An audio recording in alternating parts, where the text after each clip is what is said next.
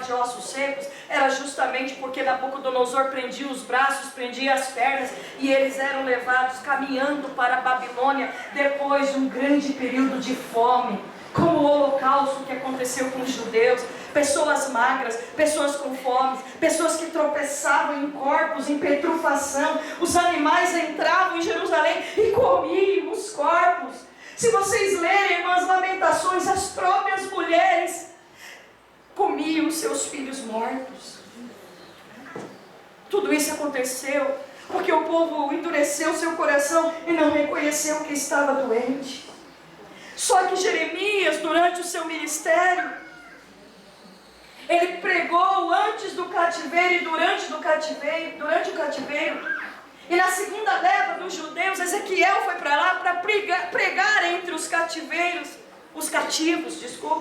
Daniel já estava lá também. Mas mesmo assim os falsos profetas atuavam e diziam: não acreditem neles. Não vai durar 70 anos não, Deus vai nos trazer de volta, vai ser muito rápido. E Deus levantou Jeremias no capítulo 23 para dizer: eles são falsos mestres. Levantou Ezequiel no capítulo 34 para dizer: eles são falsos mestres. É mentira, não acreditem. Não acreditem neles. Se arrependam, mudem. Mas por conta desse ministério, irmãs, Jeremias foi odiado. Ele foi preso, ele foi açoitado. Quando Nabucodonosor entrou para invadir, ele estava preso. Porque os judeus rejeitaram a cura. Estavam rejeitando a palavra. E o que isso tem a ver com o capítulo que vocês escolheram? Preste bem atenção. Jeremias está sendo rejeitado. Jeremias está doente também. Por quê? Porque a doença espiritual de Israel provocou uma doença emocional nele. Jeremias não tinha problema com o seu ministério em si. Ele pregava com convicção. Ele se relacionava com Deus. Deus havia dito: Jeremias, antes que eu te formasse no ventre da sua mãe, eu te chamei para ser profeta. Então o problema não era ele entender a sua vocação. Ele sabia. E ele sabia muito bem sobre a sua missão. Mas o grande problema é que a chaga dolorosa ou a doença de Israel trouxe doença emocional para ele. Por alguns motivos, Jeremias não aguentava ver o seu povo nessa situação. Talvez você entrou aqui, minha irmã, e eu quero fazer uma aplicação. Talvez o seu problema não é com o seu chamado, não é com o seu ministério. Você tem convicção do seu chamado. Mas o problema é que você está tendo que ser usada por Deus de uma forma tão dura, tão veemente, que você está sendo rejeitado. As pessoas não te compreendem. Segundo ponto, talvez você está doente e eu também, porque as pessoas que estão ao nosso redor estão doentes espiritualmente e elas não reconhecem isso. Porque aquele marido é idólatra do futebol, ele não reconhece isso. Porque o seu pastor, o meu pastor, estou falando de forma genérica, é arrogante, ele não reconhece isso. Porque as irmãs, e eu estou falando de forma genérica, do campo de Guarulhos, da regional, são difíceis de lidar, há pecados ali, mas elas não reconhecem isso. A minha família, isso pode acontecer com os meus filhos. Cerca de uns 2 meses atrás, meu filho é uma bênção, mas eu estava tendo problemas de relacionamento com meu filho pela teimosia dele. E ele é uma bênção, não estou falando mal dele. Eu estou dizendo que nós temos problemas com pessoas ao nosso redor, que por elas endurecerem os seus corações, nós ficamos enfermos. Jeremias então, ele vai dizer aqui no capítulo 19, que o pecado do engano destrói as pessoas, porque os israelitas achavam que eles eram crentes, que eles eram fiéis a Deus, que o fato deles entrarem no templo e oferecer culto a Deus, Deus estava satisfeito. E no capítulo 7, Jeremias vai dizer: vocês que estão dizendo templo do Senhor, estão se garantindo só porque vocês estão indo no templo oferecendo holocausto. O Senhor manda dizer que vocês não passam de ladrões, furtam, roubam, matam, assassinam, quebram a lei, fizeram da casa do Senhor um covil de ladrões. Jesus só repetiu, é uma réplica daquilo que Jeremias já havia dito acerca do povo de Deus.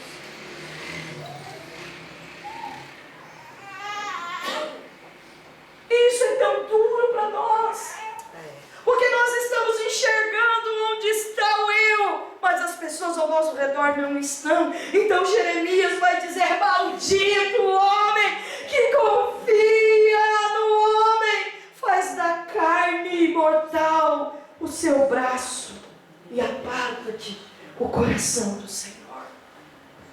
Jeremias vai dizer que o homem só será abençoado quando ele confiar no Senhor. A sua esperança está no Senhor, porque ele será uma árvore plantada junto às águas, assim como o salmista no capítulo 1 vai dar fruto.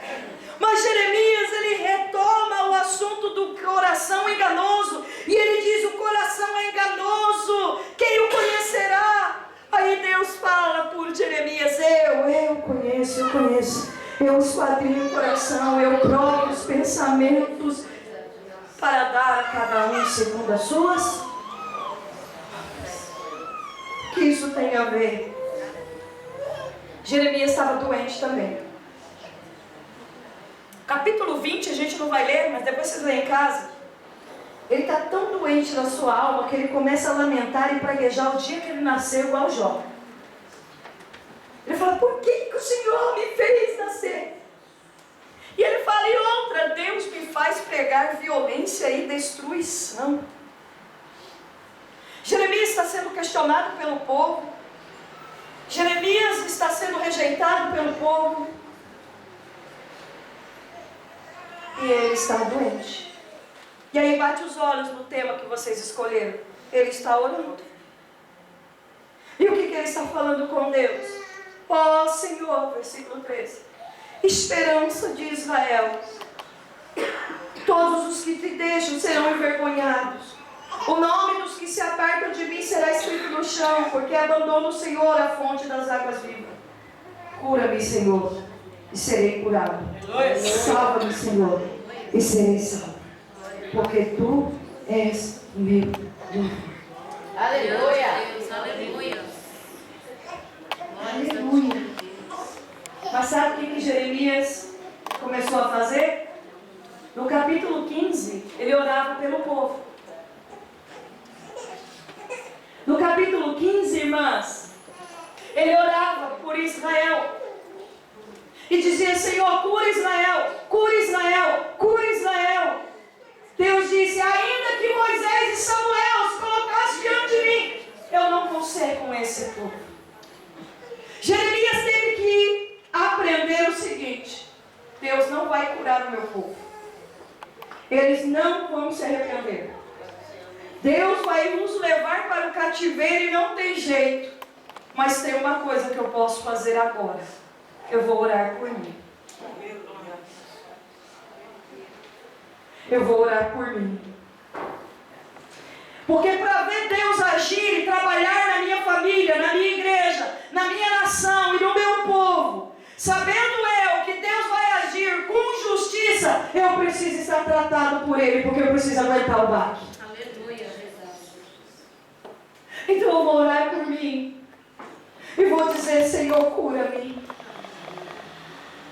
Cura-me, Senhor, porque eles têm coração endurecido.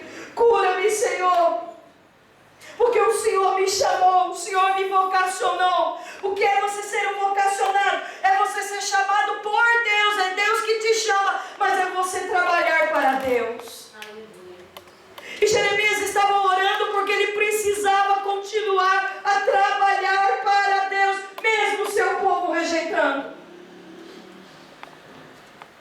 Eu pergunto a vocês, irmãos, vocês querem cura?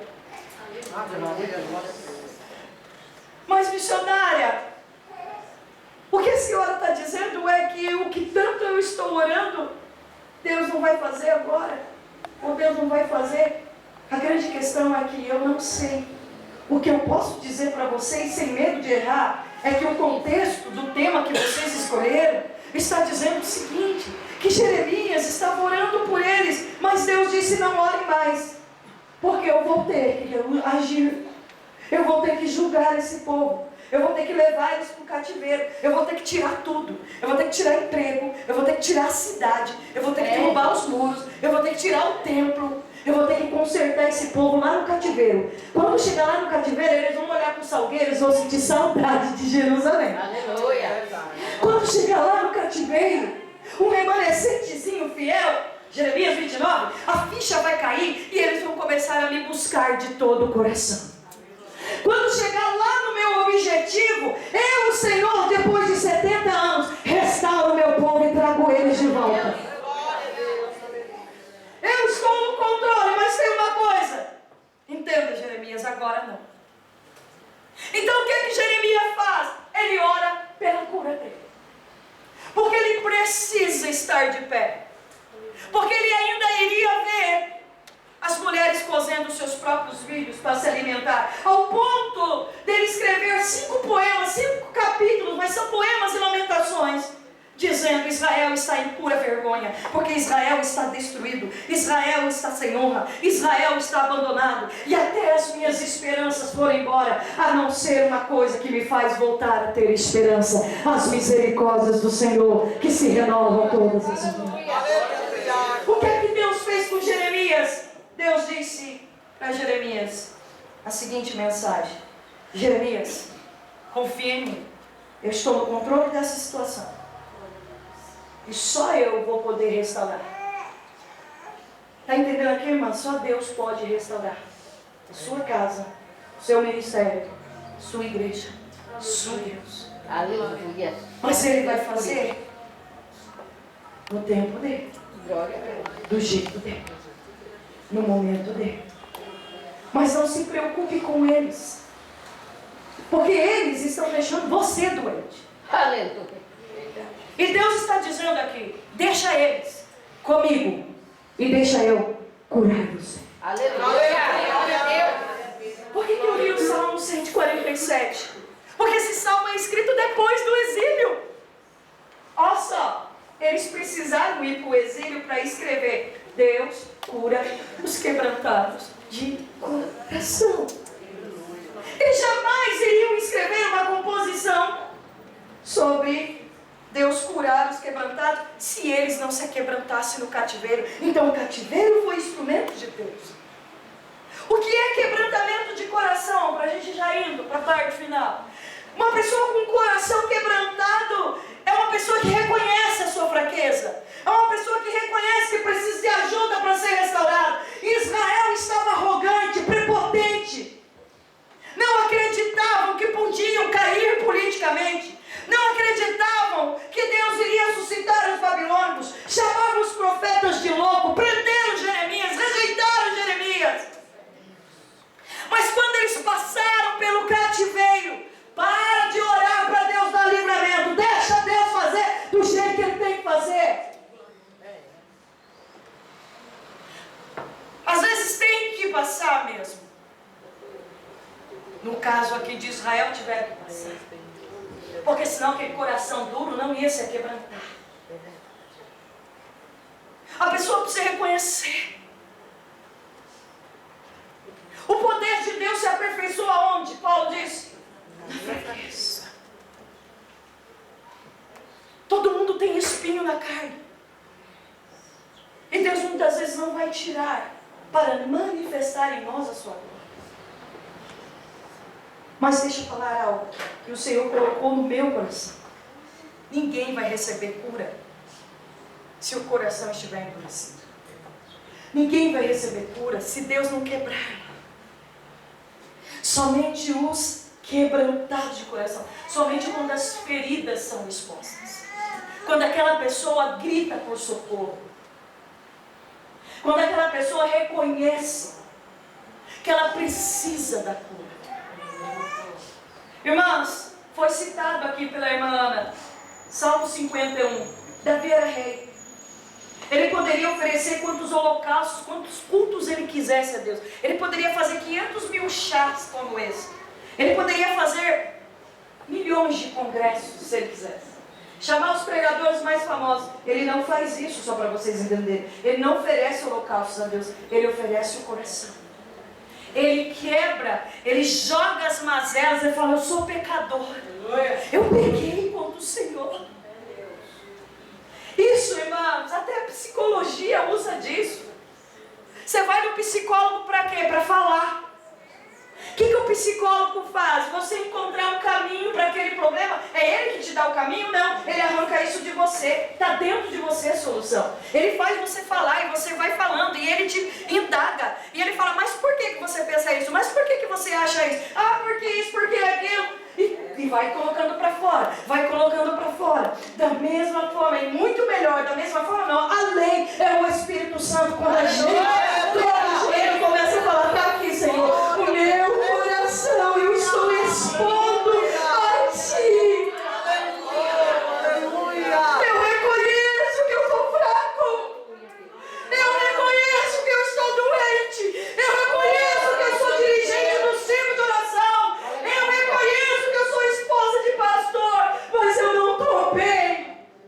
Eu estou indo para aquele culto forçado. Eu não estou bem.